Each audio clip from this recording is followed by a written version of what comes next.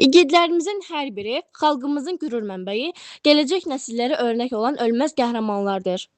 Belə igid oğullardan biri də 1-ci Qarabağ Savaşında iştirak edən şəhidimiz Məhiyev Əlifağa Nadiroğlunu il dönümü məzarı önündə qeyd olundu.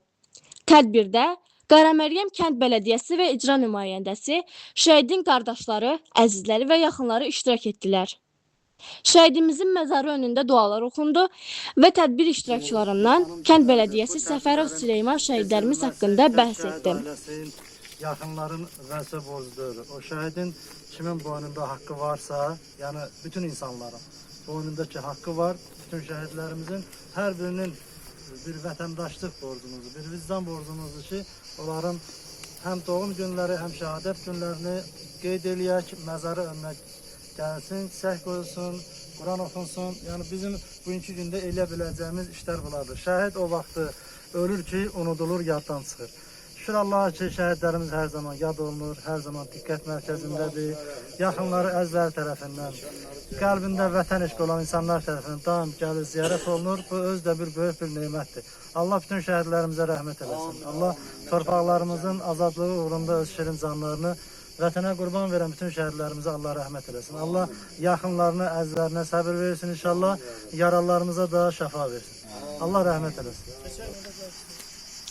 Sonra şəhidimizin qardaşı Cümşüd Məhiyev gələn ziyarətçilərə təşəkkürünü bildirdi.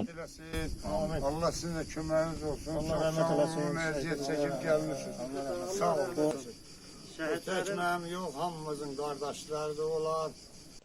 Şəhidimizin yaxınları tədbirin sonunda məzarı önündə xatirə şəkillər çəkdirdilər.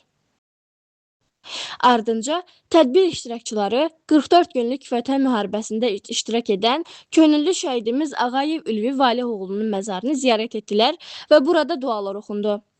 Xatırladaq ki, 1-ci Qarabağ Savaşında şəhidlik zirvəsinə ucalan şəhidimiz Məhiyev Əlifağa Nadiroğlu 3 sentyabr 1973-cü ildə Göyçay rayonu Şahsultanlı kəndində zəhmətkeş və mehriban ailədə dünyaya göz açmışdır. Uşaqlıq illərində halal zəhmətə və vətənə sevgisinə, böyüklərə hörmət uğrunda böyümüşdü. Vətənin dar günündə o da minlərlə Azərbaycan gənci kimi tərəddüd etmədən silaha sarıldı. 1993-cü ilin aprelin 8-də hərbi xidmətə yollanan Əlifağa Məhiyev qısa müddətdə hərbi hazırlıq keçərək cəbhəyə göndərildi. O, vətən torpağını qorumağını özünə müqəddəs borcu hesab edirdi. 1993-cü ilin iyul ayında Ağdam istiqamətində gedən ağır döyüşlərdə qəhrəmancasına şəhid oldu. Cəmi 20 illik ömrünü vətənə həsr edən bu igid oğul şəhidlik zirvəsinə ucalaraq adını Azərbaycan tarixinə qızıl hərflərlə yazdırdı. 1993-cü il iyulun 24-də doğulduğu Göyçay rayonu Şahsultanlı kənd qəbirstanlığında böyük izdihamla dəfn olunmuşdur. Ölümündən sonra adı əbədiləşdirmək məqsədi ilə yaşadığı küçəyə şəhidimiz Əlifağa Məhiyev adı verilmişdir. Onun itkisi yalnız ailəsini deyil, bütün Göyçayı və onu tanıyan hər kəsi dərin hüzünlə qərq etdi. Bugün Əlifağa Məhiyevin adı hörmət və ehtiramla anılır. Onun sərfəli ömrü bizi vətəni sevməyi, onu qorumağı və müqəddəs dəyərlər uğrunda fədakarlıq göstərməyi öyrədir.